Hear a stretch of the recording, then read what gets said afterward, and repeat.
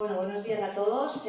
Mi nombre es Ana Sánchez y voy a exponer mi proyecto tesis, que está tutorizado y dirigido por Ricardo Becerro Bengoa Vallejo y dirigido también por Ángel Morales Ponce, Marta-Elena Losa Iglesias. El proyecto tesis se titula Análisis de la influencia de las variaciones en las presiones plantares del antepié con la aplicación de una extensión de Morton. Lo primero que tenemos que decir es que los trastornos y las deformidades musculoesqueléticas están directamente relacionadas con un aumento de presión en el pie. Realmente se ha demostrado que un aumento de la carga en regiones específicas del pie podría conducir a patología. En este sentido, los estudios indican que la baropodometría es útil para determinar la posición del pie y la relación con las presiones, tanto en estática y en dinámica. Para contrarrestar este efecto de las presiones, las ortesis plantares se han identificado como una herramienta con elevado potencial para mejorar la distribución de las mismas. No obstante, según nuestro conocimiento, en la literatura actual no hay estudios que demuestren qué influencia tiene la extensión de Morton y sus efectos en las presiones. Es por ello que nuestro objetivo general es demostrar que la extensión de Morton descarga los metatarsianos menores. Como objetivos específicos tenemos 5. En primer lugar, determinar las presiones antes y después de colocar la extensión de Morton en estática y en dinámica en la zona del retropié. El segundo y el tercer objetivo es cuantificar la presión en la zona de los 5 metatarsianos antes y después de colocar la extensión de Morton en estática y en dinámica. Y por último, determinar si hay diferencias en las presiones antes y después de colocar la extensión de Morton en estática y en dinámica en la zona del medio pie. Como criterios de inclusión teníamos todos aquellos pacientes que presentaban edades entre 18 y 63 años y sujetos que presentaban una movilidad de la primera articulación metatarsofalángica menor a 65 grados en extensión y mayor a 15. Se excluyeron todos aquellos participantes que presentaban alguna alteración, ya sea osteoarticular degenerativa, neuromuscular, traumatismos, antecedente de cirugía o cualquier dolor o incapacidad funcional que pudiera afectar a la correcta movilidad de la articulación metatarsofalángica. Posteriormente al cálculo del tamaño muestral se seleccionaron 25 sujetos que fueron incluidos al protocolo de análisis. Tenemos que presentar el instrumento de medida que utilizamos, que en este caso fue la plataforma de presiones Footwork, a través del cual recogimos los datos sin extensión de Morton en estática y en dinámica y posteriormente con la extensión en estática y en dinámica, y recalcar que todo esto se hizo en la misma sesión. Para la recogida de datos en estática, el sujeto se colocó descalzo, con ambas puntas de los pies alineados y con la mirada al frente. La duración del análisis fue de 25 segundos y se realizaron 3 ensayos validados. Para el protocolo de recogida de datos en dinámica, el sujeto iba descalzo, caminó a la velocidad natural, recibió instrucciones de andar a un ritmo cómodo y el punto de salida de cada participante era donde el quinto paso del sujeto golpeaba la plataforma de presiones. Se le permitieron 2 ensayos de familiarización y posteriormente ya se realizaron los 3 ensayos validados. Una vez tuvimos estos datos, se preparó al sujeto para la colocación de la extensión. Se cogió una extensión de Morton de EVA de 5 milímetros y, tal como indican los estudios, se colocó desde la zona proximal de la cabeza del primer meta hasta la base de la falange proximal del hallux y, siguiendo el mismo protocolo, se recogieron las presiones en estática y en dinámica. Una vez tuvimos los datos de presiones, a través del software de la plataforma se dividió el pie en áreas. Longitudinalmente cogimos la zona del antepié, medio pie, retropié y la zona del antepié se subdividió transversalmente en 6 puntos que coincidían de la primera a la quinta cabeza metatarsal y el hallux. Las variables recogidas, en primer lugar, fueron variables antropométricas, era género, altura, peso e índice de masa corporal. Como variables en estática estudiamos la presión media y la presión máxima de las 8 regiones seleccionadas.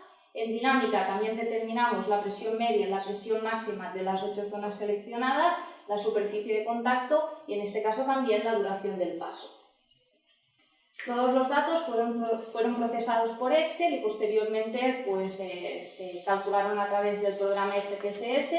Todos los datos en primera instancia se sometieron a pruebas de normalidad y para cada prueba de intersección se determinó el coeficiente de correlación intraclase, los coeficientes de variación, el error estándar de medición, que en este caso se expresó un porcentaje para una correcta comprensión, el mínimo cambio detectable, los valores de normalidad y se estableció que la significación estadística estaría con un p-valor inferior a 0,05 con un intervalo de confianza del 95%. Como resultados vamos a exponer los más significativos y simplemente dar dos pinceladas en esta tabla que obtuvimos resultados estadísticamente significativos a lo que se refiere a altura y peso. En relación a la fiabilidad, también de forma resumida comentar que en estática de las 64 variables en total que estudiamos, 58 tenían un ICC entre 0,8 superior, por lo tanto se consideran variables casi perfectas, y en dinámica de las 72 variables estudiadas, en concreto 57 tenían un ICC igual o superior a 0,8, por lo tanto también se consideran que son variables casi perfectas.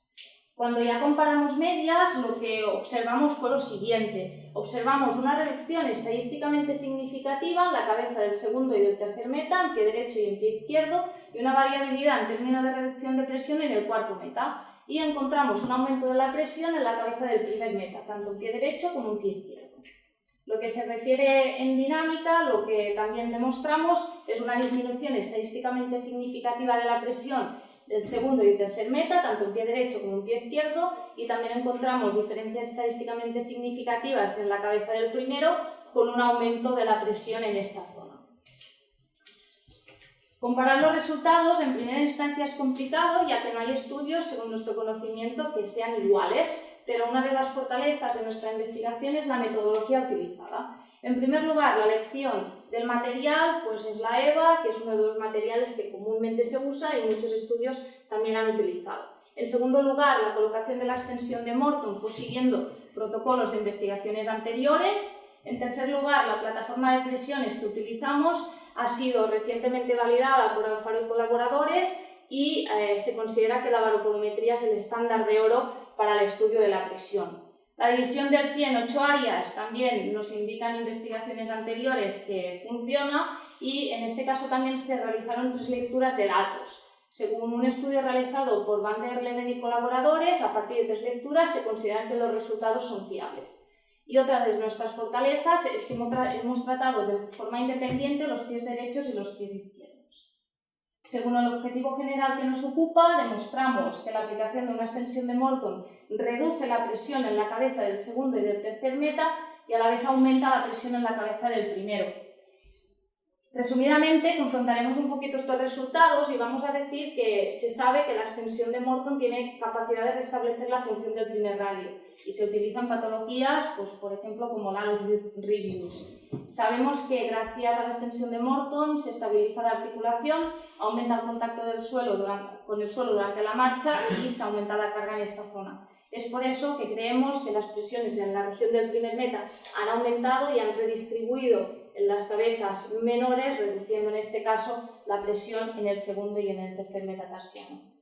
Los estudios indican que un aumento de la presión en la cabeza del segundo y tercer meta puede ser causante de hiperkeratosis, de malestar en el antepié, de dolor, incluso de riesgo de ulceración, en el caso de que se puedan superar los 207 kilopascales que Owens propuso. Por lo tanto, teniendo en cuenta nuestros resultados, se podría extrapolar en pacientes, por ejemplo, que presenten procesos porquirúrgicos, en el caso del alus valgus, o en pacientes diabéticos, que precisamente son las alteraciones que han demostrado esta sintomatología. Como limitación, la limitación principal que tenemos es que la extensión siempre fue la misma, no varió en grosor ni en densidades. Y como propuestas de futuro, en vista de los resultados, la propuesta que tenemos es ya introducir pacientes que presenten algún tipo de patología, y también se podría indagar en el tema del peso y la influencia con las presiones. Y a continuación, con el permiso del tribunal, vamos a proceder a leer las conclusiones. Primera conclusión: se demuestra que la extensión de Morton reduce las presiones en la segunda y la tercera cabeza metatarsal. Segunda conclusión: las presiones en estática en la zona del segundo y tercer metatarsiano se reducen, mientras que en la zona del cuarto y quinto metatarsiano en estática no se modifican y en el primer metatarsiano aumentan. Tercera conclusión: las presiones en dinámica en la zona del segundo y tercer metatarsiano se reducen, mientras que en la zona del cuarto y quinto metatarsiano en dinámica no se modifican y en el primer metatarsiano aumentan. La cuarta conclusión: la presión en estática y en dinámica en la zona del medio pie no se modifica. Y la quinta conclusión: las presiones en estática y en dinámica en la zona del retropié no se modifican. Muchas gracias.